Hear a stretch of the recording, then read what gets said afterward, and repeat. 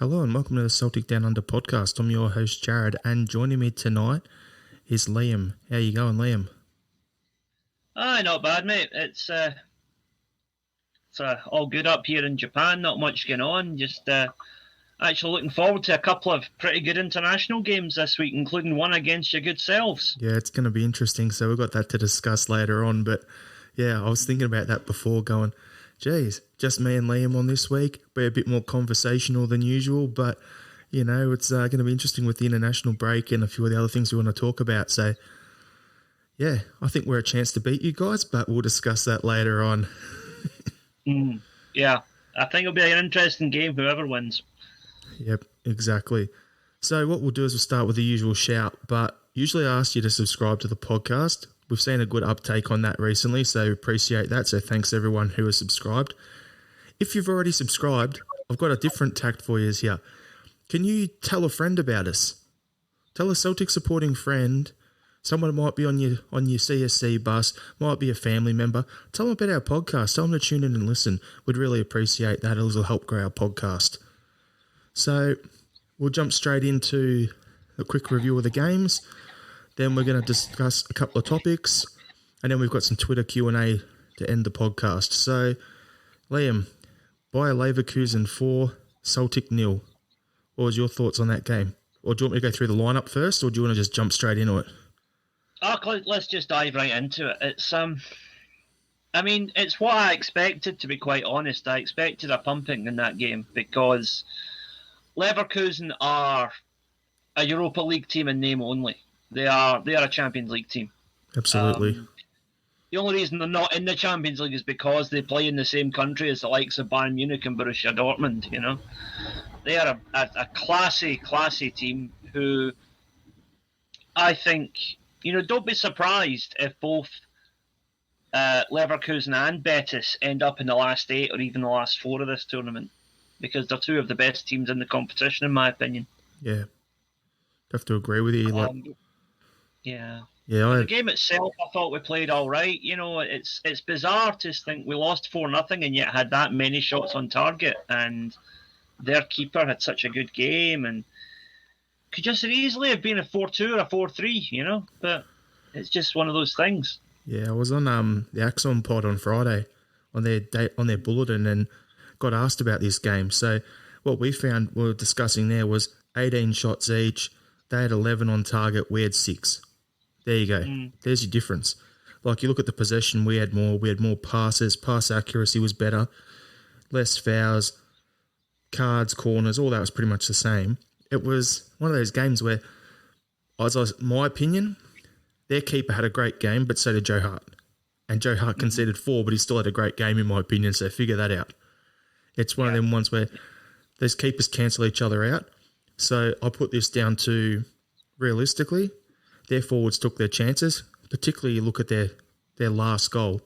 He gets half a chance in the box, bang, puts it in the top corner. Like, that sums it up differently. Like, you look at Abada, had a wide open shot, went wide.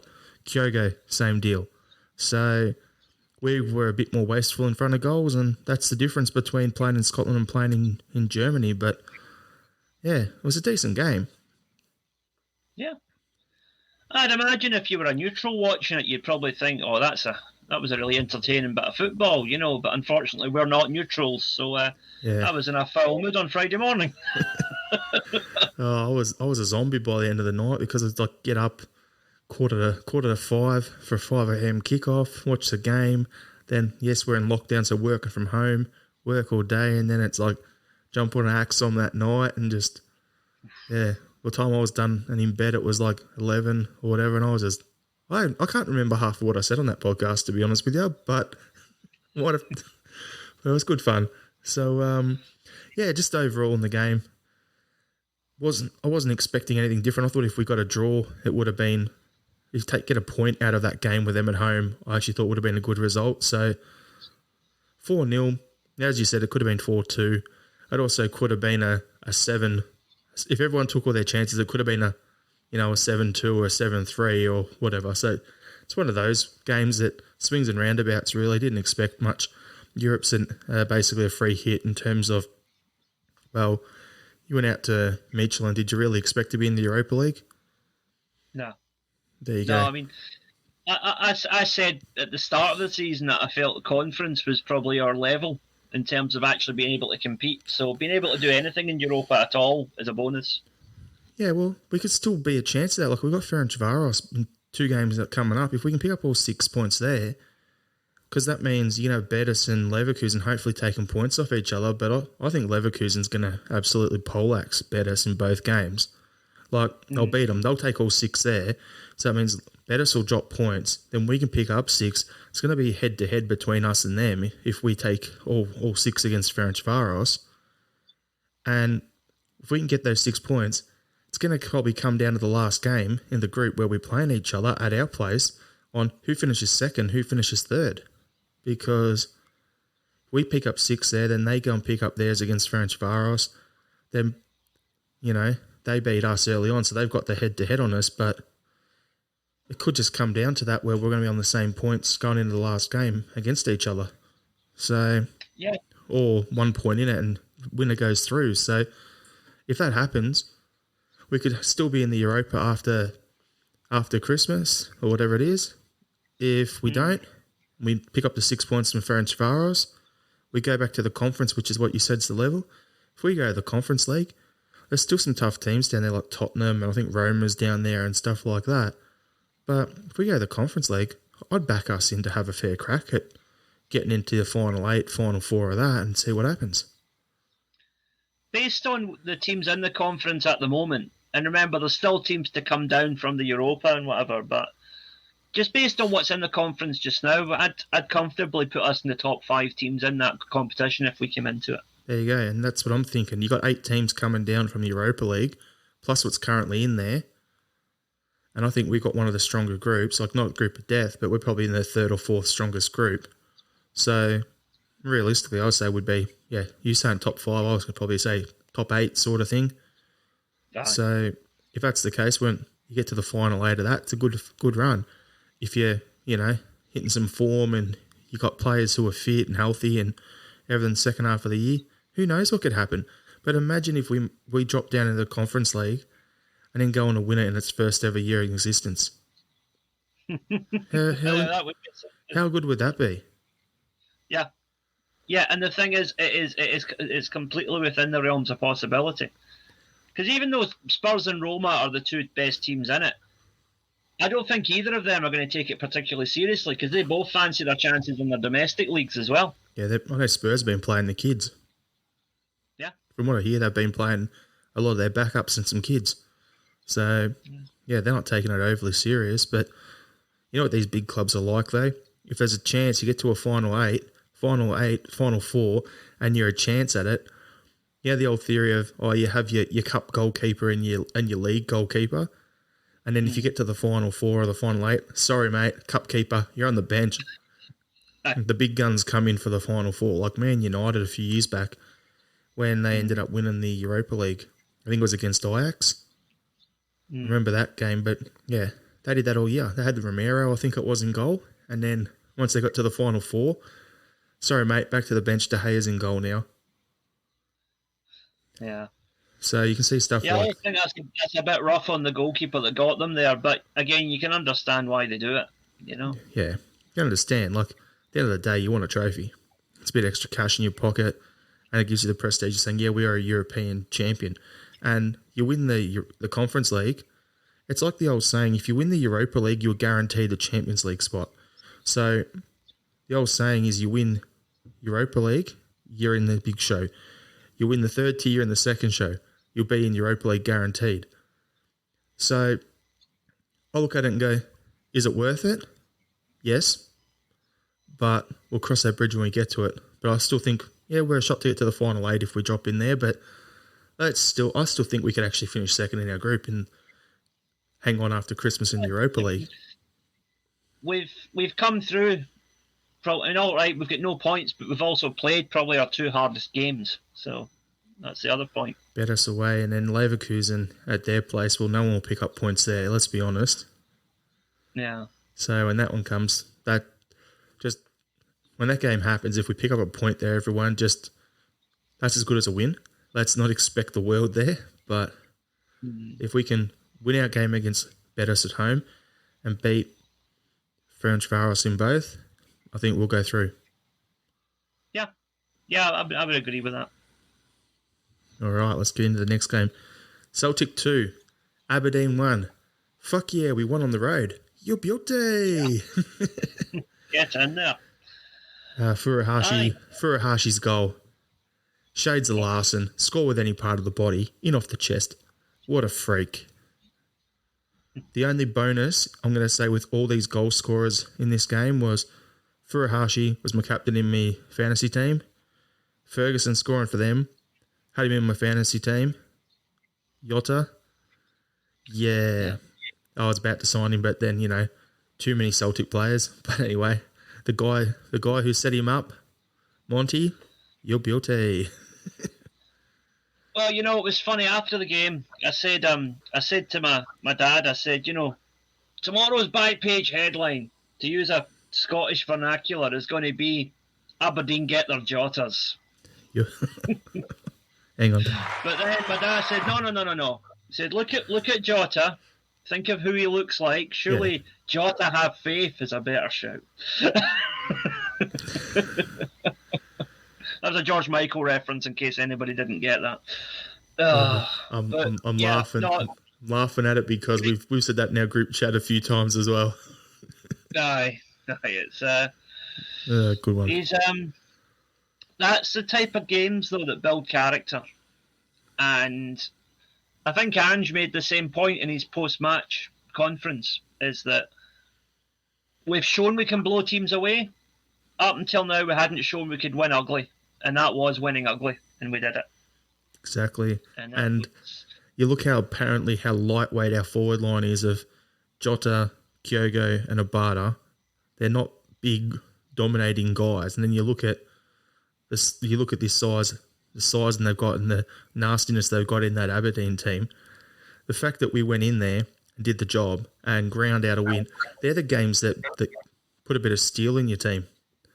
Make you realise you can look at the guy next to you and go, I know that bloke's going to push and work his ass off until the 90th minute. I know that guy there is going to, if he's got to get run through, he will. I know that defender's going to put his head on the ball when someone's boot's near it.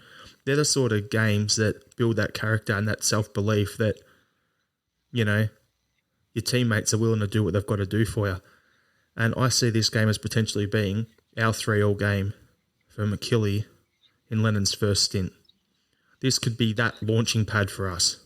And I hope like hell it is. I actually remember I was watching a documentary a while ago about the Celtic centenary team of 1988.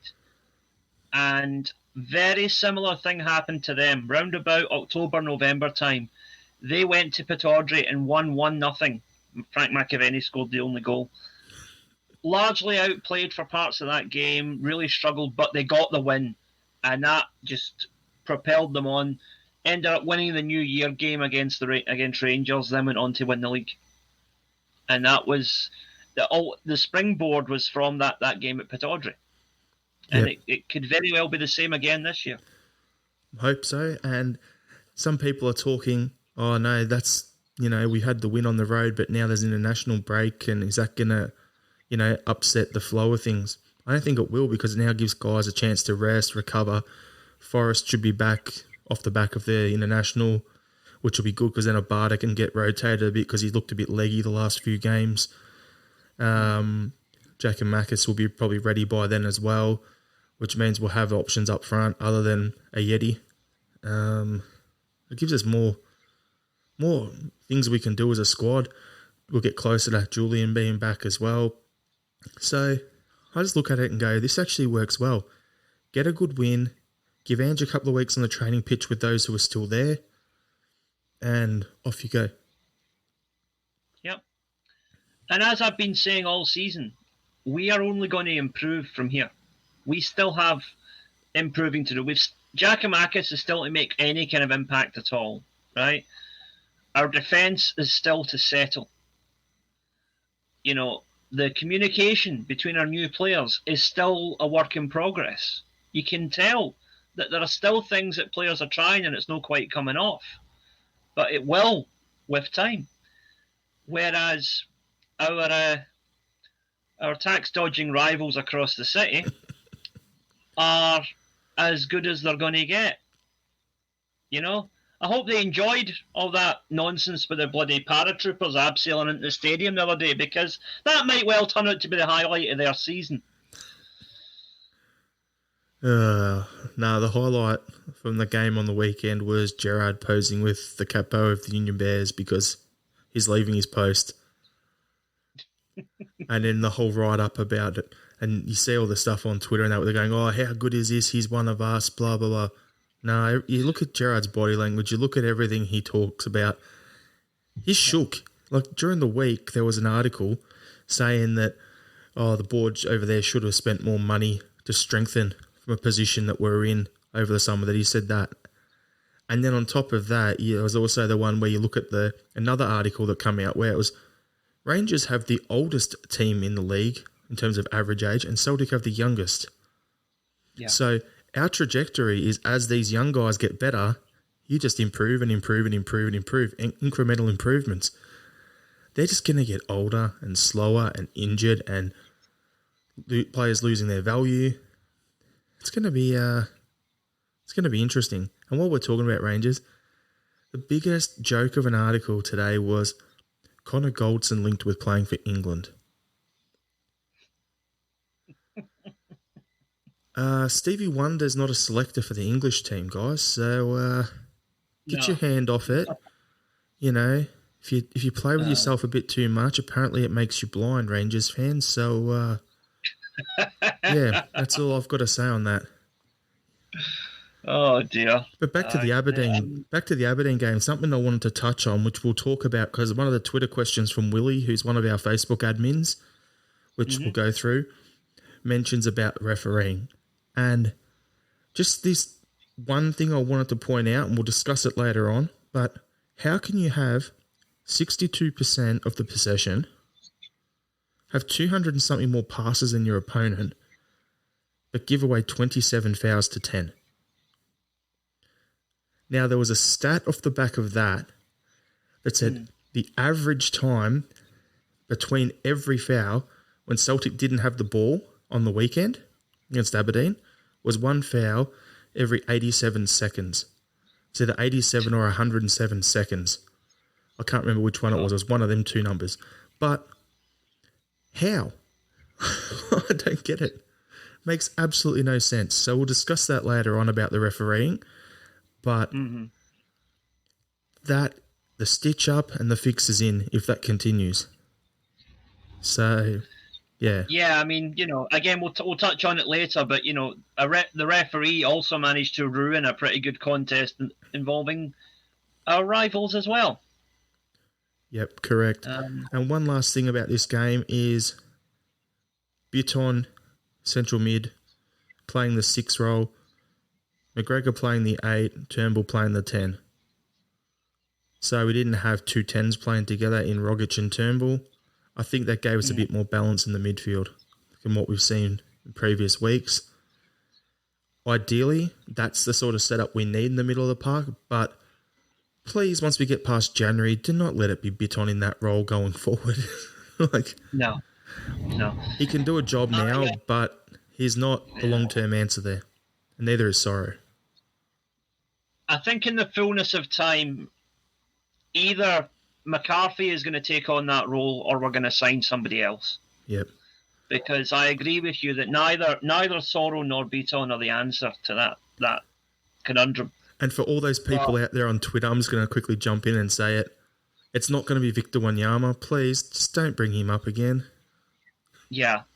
Yeah, look, I'm sorry. Look, he's not an Ange-type player. He's had his day. His day was 10 years ago, I'm afraid. And he's not an Ange type of player for that role. But anyway.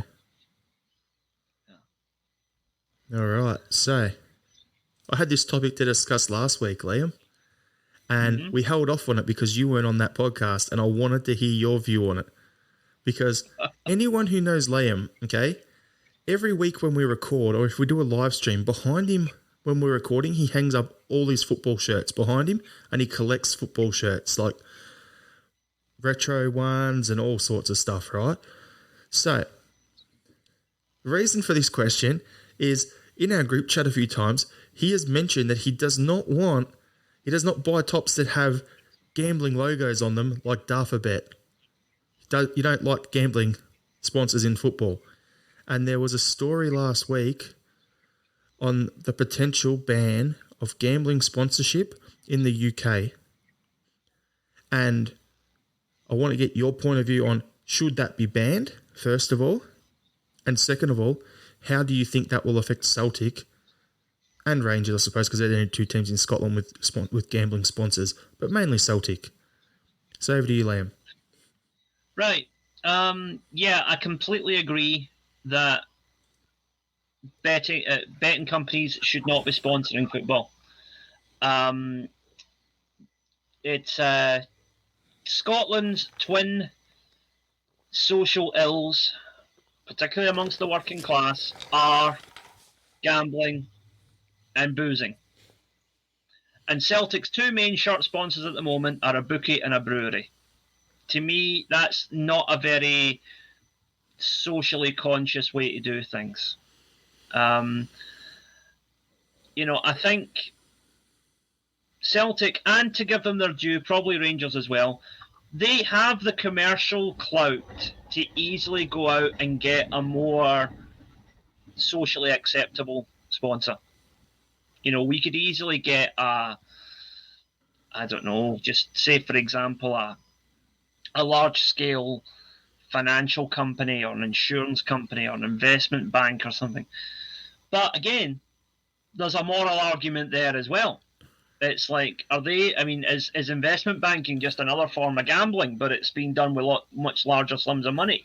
That's the path I look at. The path I look at, Liam, there, instead of the banking, I look at it and go, Juventus have Jeep, Man United had Chevy, who no longer sponsors them. Are they people that we could get the car market, or because we've got Kyogo, do we want to try and knock on the door of someone in Japan? There's big companies over there like your Kawasaki's or your Toyota or whatever. Or do you want to knock on the door of someone like Nexon Tyres or someone like that, which is a Japanese global tyre company that sponsors Man City's sleeves and the City Group? Do we want to try and, target those sort of guys? Because that's a market we could look at and something we could do. But back to what you were saying. Those are also companies that are going to look to aggressively expand into the UK in the next few years. Particularly the Japanese car manufacturers, Nissan, Toyota, Honda. They've all, there's been I'm getting off topic, I'm getting a bit political, but there is a free trade agreement being negotiated between Japan and the UK at the moment. And I'm assuming car imports are going to play a big part of that. So for a Japanese car manufacturer to have one of the biggest teams in the UK as a shirt sponsor would be a major coup for them as well as for us. So I think that's definitely one line we can go down. But in any case, the point that I think we both agree on is that there are so many alternatives to these gambling companies. And going back to talking about me as a collector of football shirts, by God, those Chinese betting sponsors with their big blocky kanji, they are the ugliest sponsors you'll see on a shirt, honest to God. Bet88 are the worst like that. Yeah. Really, it's hideous. Yep. But the other thing is that, gambling is also creeping into football as a way of getting access to kids. Because kids buy a Celtic top that's got Dafabet on it, and they wonder what's Dafabet. Then next thing you know, they're looking into gambling, right? And it ties into things like, your computer games, your FIFA and your Pro Evolution Soccer, whatever. These all have kind of gambling elements in them where you spend real money trying to get the player that you really want. And to me, that's all interlinked. Gambling sponsors, gambling in video games, it's all football as a gateway into gambling. And to me, that gateway needs to be slammed shut. I agree with you on that one, but I think if they're going to do it, there needs to be a bit of an amnesty period on. Okay, this is the decision we make as a government, but it's not going to be and they're banned as of 1st of January or whatever it is. It's got to be okay. If this is what it is, it needs to be a 2-year or a 3-year scaling out thing, so the current commercial deals can be allowed to expire and the clubs have got time to go out and source other revenue streams for sponsors, because like I think Celtic's deal with Dafabet has another year or 2 left on it, another 1 or 2 seasons after this one. Rangers re-signed with their guys, the company that is Unibet and 23 Reds head company. They re-signed for them for 5 years at the start of last year, like at the start of this season, just like they're currently in. So in their situation, if that rule changes, they're going to have to negotiate a break clause in the contract with the sponsor. Then they're going to have to go and source someone else. And then they're going to have to get someone else in. Ours, we could just go, if it's a 2-year thing, we could just let it expire and then bring someone and work on that next 2 years of finding a replacement. So we're not as bad as they are. But at the same point, if you look down in the English Premier League, there's I think it's 8 or 12 teams in the Premier League have gambling sponsors on their shirts. You look at the Championship, that's right, it's 8 in the Premier League. You look in the Championship, there's 12 teams. So half the teams in the Championship in England are gambling sponsored. You take all that revenue out from 20 clubs down in England, plus us and Rangers, there's going to be a lot of clubs knocking on companies' doors looking for money. The cap will be out going, please sir, I want some more, give me some money.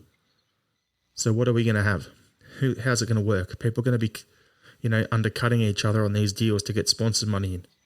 So, yeah, it's going to be interesting to see how it plays out. But you've got to have to do that amnesty where it can't be it's done and in 3 months' time, no more. Because these clubs will get sued. They've signed up to commercial agreements and it's going to take a bit of negotiating to get out of.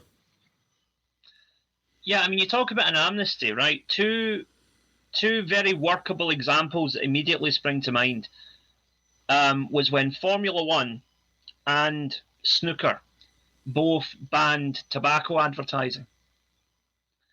I believe in the case of Formula One, it was phased in over, I think, 4 years. And I think with snooker, it was 5 years. I remember the Formula One one. In their cases, the tobacco advertising was far more integrated than betting advertising currently is into football. Every major championship, in the snooker in particular, was sponsored by tobacco companies back in the 80s. Yep. Yeah, I know. In the Formula One, it was like McLaren was sponsored by Marlboro. So what they did was, okay, you can't have the name Marlboro on the car, but you could still have the livery. Yeah. It's been an interesting one to see how that all plays out. Right, so everyone, if you hear any, weird noises in the background, it's my dog now. Some idiot is setting off fireworks in the background. So he's hanging out now with me and Liam while we do the rest of the podcast. So... yeah, contrary to popular belief, that is not the heavy breathing of myself masturbating, okay? Oh, Liam, no.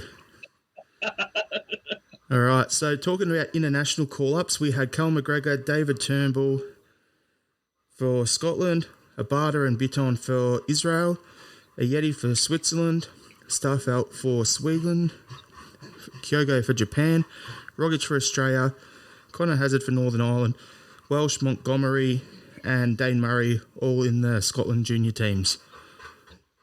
So had a decent little call up there for internationals. Any particular games you're looking forward to, Liam, other than Australia versus Japan?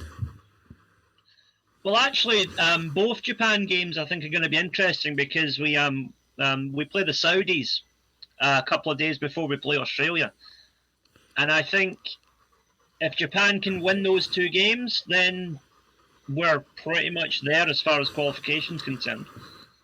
But I think you might have something to say about the result of that second game. Am I right? I think it's going to be one of them ones where Australia's a good chance to beat Japan. We don't normally do well in Japan, but yeah, it should be a good game. Be interesting to see how it plays out. So yeah, I'm not too fussed either way, but yeah, it should be an interesting game. Australia have definitely looked the better of the two teams in the qualifying so far. I mean, they absolutely blew China away. And Japan only beat China 1-0, although completely outplayed them. But the lack of goals, obviously Kyogo getting injured, were a couple of major complicating factors in that game, you know. So, no, I think it could be an interesting thing. It could be a high-scoring game as well. Could be a high-scoring one. It's going to be the technical ability of Japan versus the physicality of Australia. Yeah. You know, not on the same level technically as Australia, but the Saudis can throw it about a bit physically as well. So that'll be, I think, a good precursor for Japan. If they can handle that game, it will set them up nicely for when they play Australia. The one thing about the Saudis, if they're up 1-0 with about 70 minutes to go, the diving just will take over the rest of the game. Yeah, I've seen that before. And that is a piss take, basically. It's frustrating, but yeah, I just hope all our players go out there, do what they've got to do, and come back fit. Yeah. And of course, for our Scottish listeners, there's the big one as well, which also features Celtic players on either side, which is Scotland-Israel. For the 87th time in the last 4 years. I know. We've become quite acquainted with the Israelis, and I've got to say, Israel have really improved as a football team in the last 4 or 5 years. They've really come on to be, I think, a pretty decent team. Yeah. They're not as bad as they used to be. I'm more scared of them than I was Austria, you know? Yeah. It'll be interesting to see how the results play out. Yeah, my one concern is no injuries. That's all I'm focusing on here. Because after last time, Kyogo coming back hurt, we don't want that. No, but I think it's also very good for the profile of Celtic to have probably the biggest game in Asia, Australia against Japan, and one of the most intriguing games in Europe, Scotland-Israel, and our guys are going to be front and centre with both games. Yeah, it's going to be good to see. It's good for Celtic at the end of the day. Yeah, good for our profile. So what I'm thinking is I'm going to use this topic we're talking about here to start our first Twitter question, okay? Okay. So, the first one I'm starting with, though, isn't actually a Twitter question. It's one from my wife. But when I told her we're doing Twitter questions, she goes, can you ask this for me? So, her question was, with Ange's comments on signing players from Japan in January, do you think we will have many scouts watching the Japanese games during the international break? I thought it's a perfect question for you, Liam. Almost certainly. Yeah, we will. I actually read something the other day which apparently Celtic are in negotiations with players already with a view to signing them in January. Yep, I heard the same thing. So that's bang on with what you said at the end of the transfer window where we did our roundup podcast where we're like, the season ends in November, then you've got the Cup in December, and then window opens in January. So it'll be perfect for us. If we can get negotiations done now, we're laughing. I also noticed that there's been a 67 Hail Media and a few other outlets this week have been posting articles linking Celtic with Daisen Maeda. I do believe I picked him out about 4 or 5 months ago, did I not? Absolutely, he sure did. So everyone, if you're gonna claim it, make sure Liam gets the shout out and the Celtic Down Under podcast as well, because you know our man from Japan's on the pulse. He knows what's going on. And Maeda knows what it's about to wear green and white hoops because he used to play for Yamaga, my local team. So. Hey, nice.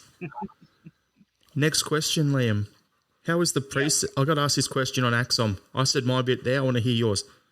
How is this season matching up to your pre-season expectations of the team? Are we where you thought we'd be?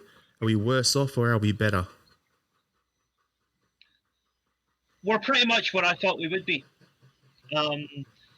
I thought that first Rangers game might come a bit too early for us, if I was honest. I think in terms of Europe, we are slightly better than I expected because I did not think we'd get past Alkmaar. The league, having already lost 3 games by this point, is disappointing, but one of them's against Rangers, which I kind of thought we might lose anyway. No, we're a team in transition, and we are... Put it this way. We're 6 points behind Rangers just now. And we still have players to come back, and like I say, they are as good as they're going to get at the moment. If we are still within 6 points of them come New Year, we'll win the league. No question. I agree with you on that. And you said we've had the 3 losses and it's disappointing. One was against Rangers at Ibrox. One was at probably our second hardest venue. Whenever we play there, we always struggle. Even Rogers lost there a couple of times, which was against Hearts away. And the third one's on the plastic at Livy, where we haven't won at since they've come back into the league. So we always struggle on those 3. It's not excuses. We should still be able to beat Livingston and Hearts.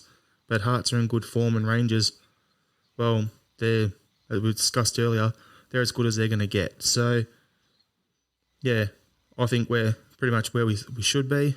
Maybe slightly worse off because I think the whole issue was we didn't get enough players in. Yes, we got 12 players, but how many of them are first team starting quality?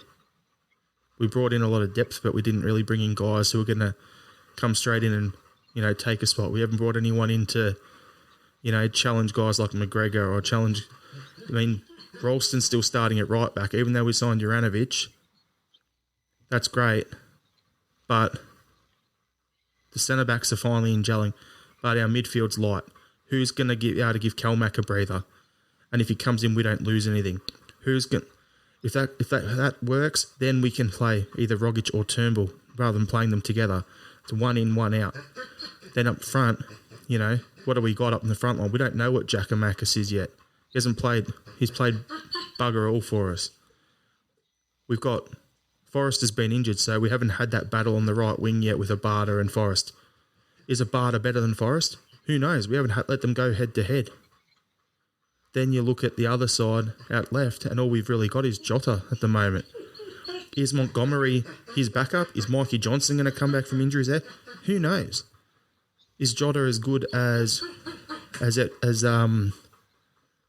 what's it called? I was going to mental blank because my dog's distracted me. The guy we had on the left from Moy, that's it. Is he as good as Alanusi? Aye. I don't know yet. We've barely seen enough. So, realistically, it's one of those ones where should be it's a wait and see. But for me, I thought we'd probably be a little bit further along in terms of we would have brought in maybe 1 or 2 more to come in and be star men in the way. At the moment, our 2 star men are Kalmack and Furuhashi. That's pretty much it. Yeah. Joe Hart coming in was a clear upgrade. That's a signing that's been an upgrade. Kyogo coming in has been an upgrade. What else really is an upgrade over what we've had previous? In the fullness of time, Abada and Jota could prove to be upgrades. Exactly, I agree with you. The jury's still out at the moment, but they could well be in the fullness of time. Yeah, 100%. Aye. All right, let's go to the next question. So we've got Cue Ball has asked, are we going to get a good defensive coach in? Can we not get big Bobo Baldy back in to even teach them? They wouldn't make as many mistakes with that big lad in your face. What's your take on that, Liam? We do need a decent defensive coach in. But I think it's important to remember that just what you achieve as a player doesn't always translate to what you achieve as a manager and vice versa, right? Alec Ferguson and Jock Stein were both extremely mediocre footballers, right? And on the other hand, Harry Kewell was a good player, but you don't get sacked by teams in the conference in England if you're, the other way around. Yeah. And Lothar Matthäus won just about everything in world football until he became a manager and ended up getting sacked by Hungary and Partizan Belgrade. So, Exactly. Yeah. But I do agree. We need we need someone who can specifically work with the defenders. But isn't that John Kennedy's job? Well, yeah, but All those knobs on Twitter. I had to say it. I thought his job was remembering the laptop password, was it not? No, it's tracking. All right, next one. Which positions do we need to improve in the most? And in these positions, who would you like to see brought in? So that's from Kojo. 1. Okay. I'd like to see us bring in a defensive midfielder. Because Cal Mack cannot do all that alone. And I do not believe McCarthy is a long-term answer. So defensive mid. Jury's still out on Starfelt. So if Starfelt can settle in, then we're okay. But if not, another centre-back is a must. Yep. I'll be honest, I'm still mightily pissed off we missed out on Ko Itakura because that boy is a class act. Isn't he only on loan still in Germany? Yeah, it's Schalke. So we had a contract at the end of the season. Let's get him on a pre-contract in January. There you go. Aye, that would be something. Yeah. Because with Schalke being in the second division, the one thing we can offer them that they can't is European football. Exactly. So for me, I think the main positions we need to is, a defensive midfielder and another striker. That's pretty much it. Like, I think if Forrest can stay fit and we get Karamoko back and under and can extend him, our right wing position is covered. Right back position is covered. We've got enough centre backs, especially with Julian coming back in. We've got enough left backs. We've got 4 or 5 guys who can play there. Left wing, do we sign Jota, pay the $6.5 million, make it permanent and just get it done? And then have Mikey as his backup? Or push Monty from left back into left midfield? Do we do that? Because that position will be secure. The next question I've got here is, which ties into what I was going to say is, and then we've got to sort out the number 10 position. We get another striker in, because we lost Edward, Griffiths is gone. Yeti's basically a wasted jersey. So that position needs addressing, but what's going to be the 10 position? Who suits Andrew's style better? Because, my opinion, Turnbull and Rogic, they're Rolls-Royce players, they're luxury players. You can only have one of them together. You can't play them together. Yeah. So, what are we going to do there?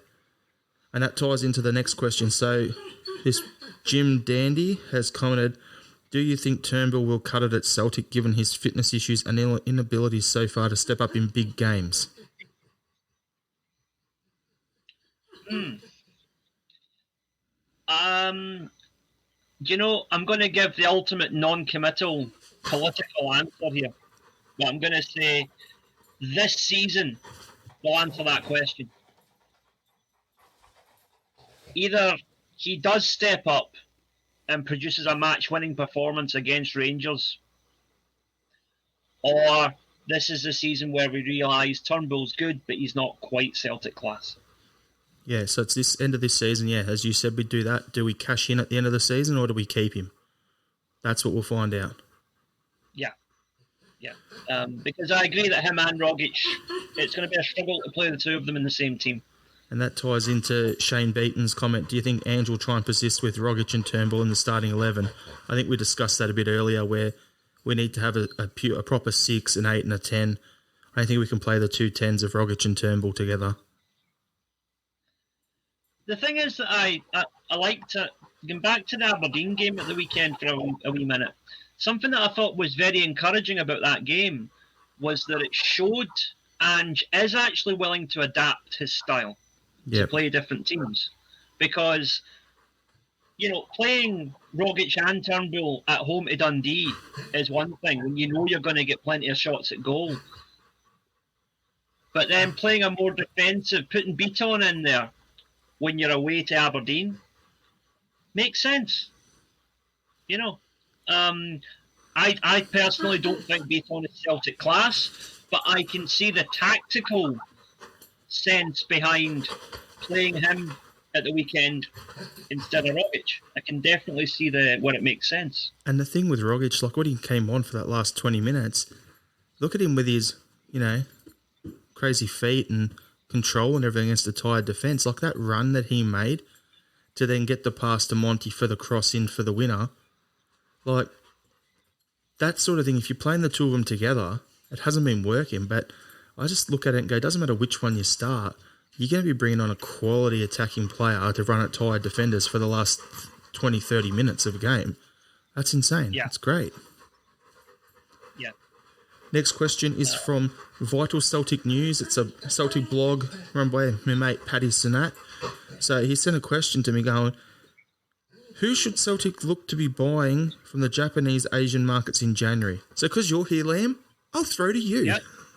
And I'll sort my dog out. Right, number one, Daizen Maeda. Right? Maeda he's a similar type of player to Kyogo, but he's got a slightly more physical presence about him. And he can play anywhere across the front three. So he could also deputise for Jota and or Abada or Forrest in the event of injuries. Guy's got all the tricks. Get him in. The thing is, there are plenty of other good players, but it's just a question of which ones would fit with Celtic's model. I've already mentioned Itakura, who is Japanese, even though he's currently playing in Europe. Who else? There's I'll say it, Adam Taggart. He's playing in Japan. He's an Australian striker. There you go. And he did well under Ange previously in the A-League and for the national team. Maybe you can tell me, who's the big Aussie goalkeeper that plays for Nagoya? Mitch Langerak. Aye. We could do worse than get him in as a backup for Joe Hart. He was one I said to get in instead of Joe Hart at the start of the season. I'm like, he could come in and do the job. When everyone was talking about Matt Ryan, I was talking about getting Mitch Langerak in. The one flaw, I get angry when I hear people say, "Oh, the J League is crap compared to Scotland," because it isn't. The standard of football is similar, if not better. But the one area where it falls down is that goalkeepers generally are crap. Right? Japan does not produce great goalkeepers, never has. But that boy at Nagoya is one that stands out. I've never seen him have a bad game. We played for my local mob over here, Melbourne Victory, did well, and then went straight from Victory to Dortmund and was Weidenfeller's backup over there for years. Then went and started at Stuttgart and then went to Japan. Yeah. Yeah, so he's a quality player, but we've signed Joe Hart on a 3-year deal. I don't see Celtic spending the money and paying the wages for him to sit on the bench, and at his age, I don't really see him wanting to sit on the bench. Well, the thing is, he's not going to be on mega money at Nagoya. So if he wants to make himself a few quid, he might not be too fussed about being a backup. Yeah, I don't think he'll do that because he did that for years at Dortmund. And that was the only reason he left Dortmund was because he was sick of being a backup. But you never know. Yeah. Situations may change. So we got a one from ME14 has sent through 2 questions. Oh, actually, 1, 2. He sent through like 4 questions actually on 2 tweets. Right. So the first one is, why do the fans not see that a rebuild is needed? Next question is, why with the injuries we have had, do some fans not realise that Ange can't change and play 2 to 3 systems when he only has 13 fit players? And why do some podcasts, not yours, talk utter nonsense? I'm not going to comment on the last one. I am. The first question, why do some not see the rebuild is needed, is because those are the guys who expect Celtic to win every week regardless. Doesn't matter who you play, they say we should win. Doesn't matter who we're playing. We played Leverkusen with that lineup, who would probably finish who would win. Probably if they were in Scottish League, Leverkusen, they'd be 20 points ahead of Rangers last season. Let's be honest. That's how far ahead of us they'd be over the course of a season last year. Yet people expect to win that. It's levels. And then with the injuries, why do people do that? Because the same thing. People just see what they want to see. Some podcasts, not yours, talk nonsense. Actually, I will comment on that. It's because they like controversy to get listeners. That's a very good marketing tool that you see out there in podcasting. Look, guys like Joe Rogan. He has heaps and heaps of people listening to his podcast. Why? Because he has guests come on, talk nonsense and do whatever, and it gets clicks because people want to see what was said on that. So it's the whole, that side of it. And then the last question is, why can't some fans see that Rogic and Turnbull are luxuries and they're only playing the game due to us having decimated by injuries? I think we discussed that one earlier. So, Liam, your take on these? Right. Okay. So, first of all, why can't fans understand the concept of a rebuild? Like you say, it's expectation. I don't just think, I know that Ange will win titles at Celtic if he's given enough time. I just don't know if the current fan base and the current media setup is going to allow him that time. It took him 18 months to get Yokohama into the state where they could win the league. Now, that for me was actually a much more difficult job than at Celtic because he didn't have the funds and he was starting from a far worse position. You know, Yokohama were a mid-table team when he took them on. Celtic were already second in the league. But we might not win the league this year. It might be next year. And I just hope that fans are patient enough to do that and to wait that out.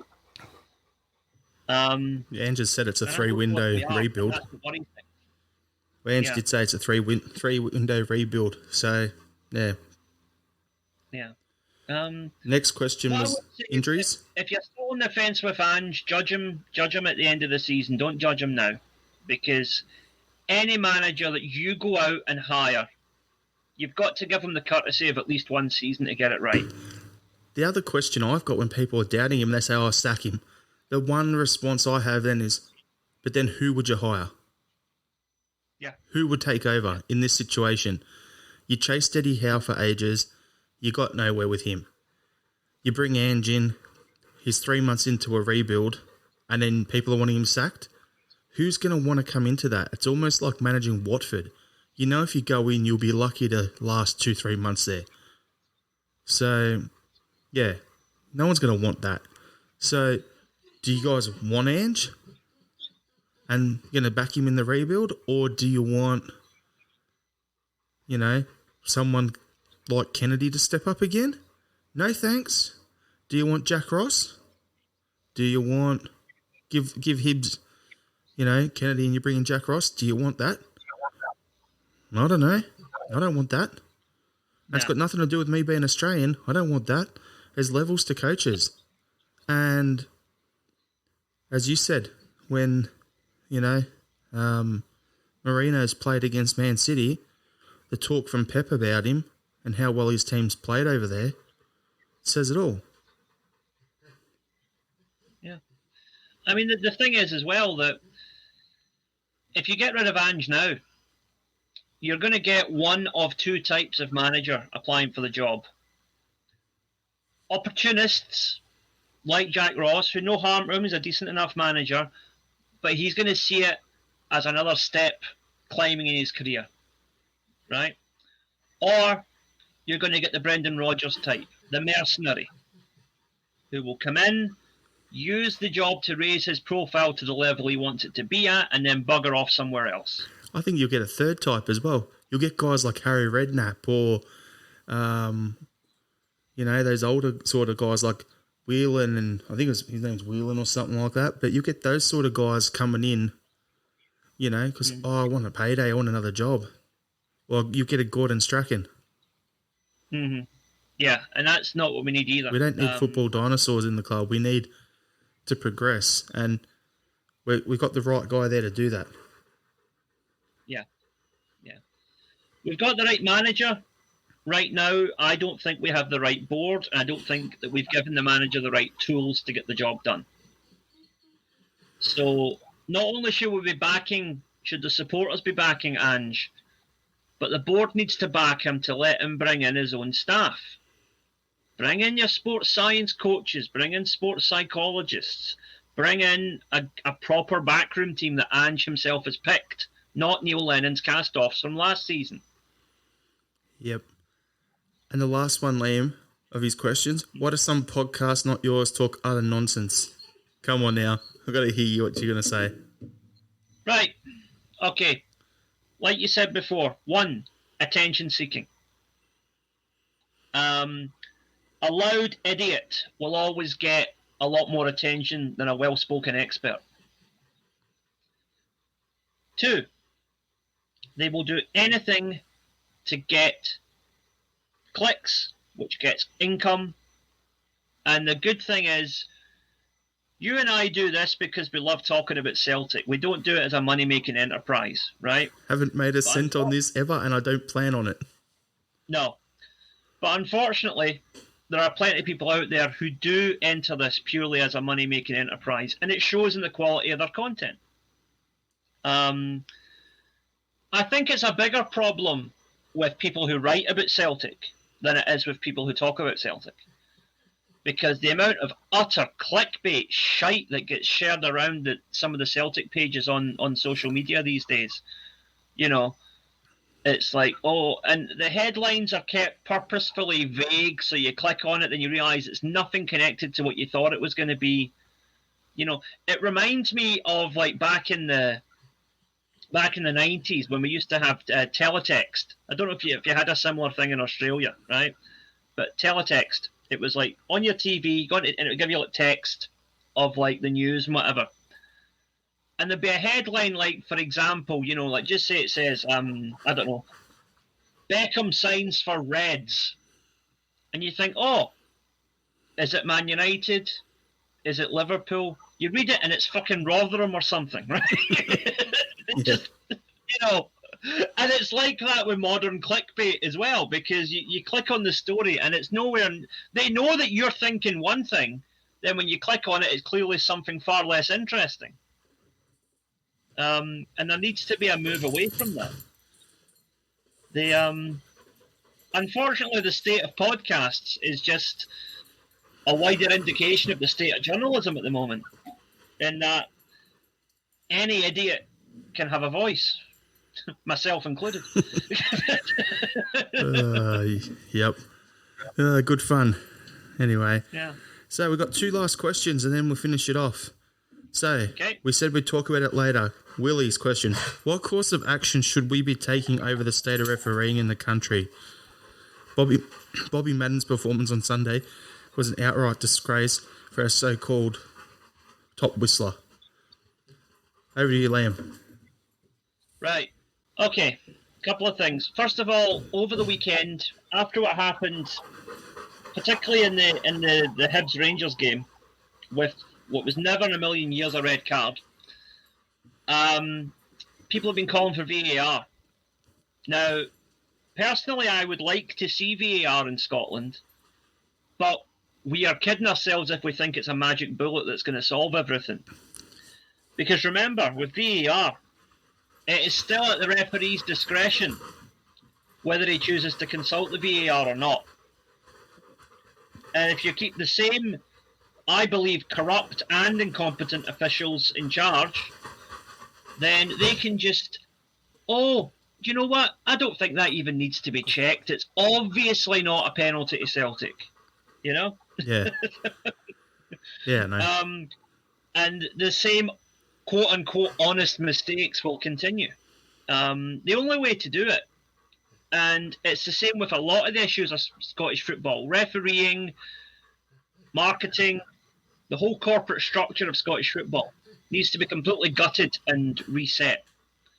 But it will never happen, because anything that requires spending money has to be voted on by the clubs. And the clubs will never vote on anything that's going to cost them money, because most of Scottish football is skint. Yep. Agree with you on that. That's the problem. It's just like we can't. We're paralysed. The system of putting the clubs in charge was supposed to create greater democracy, but it's actually just created this massive gridlock where nothing ever gets done. Well, I've got the perfect assessment. What you just said there, it's like letting the inmates run the asylum. Yeah, it is. It is, exactly. Yeah, I look at it and go, I had a bit of a chat on Twitter about VAR, right? Because, the way I look at it is we've got it over here in the A-League and, it works better than the current situation in Scotland, but it still gives me the shits because, they're talking about full-time referees going to that or bringing in VAR. Well, we've got 3 full-time refs over here in VAR. So some games have a full-time ref, some games don't. And then the VAR doesn't work that great. My main issue is you're at the game and it's like, yes, to keep the flags down. You get up, you're celebrating, jump up, go on mental. Then the VAR logo goes on the scoreboard and you're like, oh, great, here we go again. Yeah. And that's where it gets frustrating. If they had strict things that they could adjudicate on only for the VAR and had a maximum of 90 seconds to review it, talking about things like offsides, penalties, cards that the ref give out if they don't book someone and it should be a yellow or a red, or if someone gets a yellow and it should be a red, getting it upgraded. That's the sort of stuff cards that a VAR should be used for. Or if a referee red cards someone that shouldn't be. Like on the weekend, Porteous' one was given a red.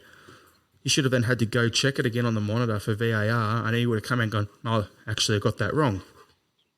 Aye. So that's the questionable when it was even a foul. Yeah.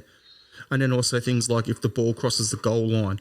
Those are the sort of things that I think VAR should be for. Otherwise, it'll take the human element out of the game. But at the same time, I don't trust the people who'd be operating it, so I don't know how it would work in Scotland. And if you had full-time refs, who would you give them to? Bobby Madden? Willie Collum? Yeah. The guys who have been out there for years, making an absolute idiot of themselves. Yeah. Bobby Madden and Willie Collum. It's no coincidence that in Scottish slang both of those are terms for a penis, isn't it? I was going to say both of them are terms for ball bags. Bobies and Wallies. There you go. There's a title for today's show. And the last question, Liam.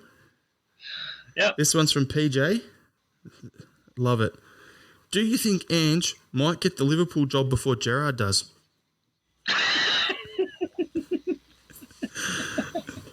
I had to leave that till last.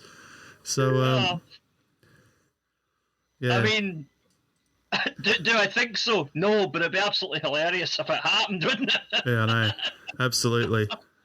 Because, Ange is saying he grew up a Liverpool fan with Kenny Dalglish pictures on his wall. So, it'd be hilarious if it happened. But at the same time, Ange is here for a little while, at least the next 3 years. Okay. All right. Last things, we'll go our final thoughts for the pod. But before we do that, just want to quickly say, everyone, if you could jump onto your Facebook page and like our page, join our group on Instagram and Twitter. Follow us at Celtic Down Under or Celtic Down. YouTube channel Celtic Down Under. Check out articles on www.celticdownunder.com. And please, as I said earlier, please tell a Celtic supporting friend about our podcast. Word of mouth is a good way to spread the word of this podcast. So please, just if you do that for us, we'll love you forever. Liam, you got a final thought? Right, final thought. Going to talk about conservation a wee bit here, right? I was watching a documentary the other day about killer whales and how they're now apparently an endangered species, right? But here's the thing. They never kill anybody. They're basically giant dolphins, right? They're very sweet, comfortable creatures, but they get this bad rep because they're called killer whales. All I'm saying is, we should start calling them sea pandas, and it would solve a lot of problems. Dude. All right, my final thought is, thanks everyone for tolerating my dog in the background here. Zeke says hi and hail, hail. Okay, hail, hail.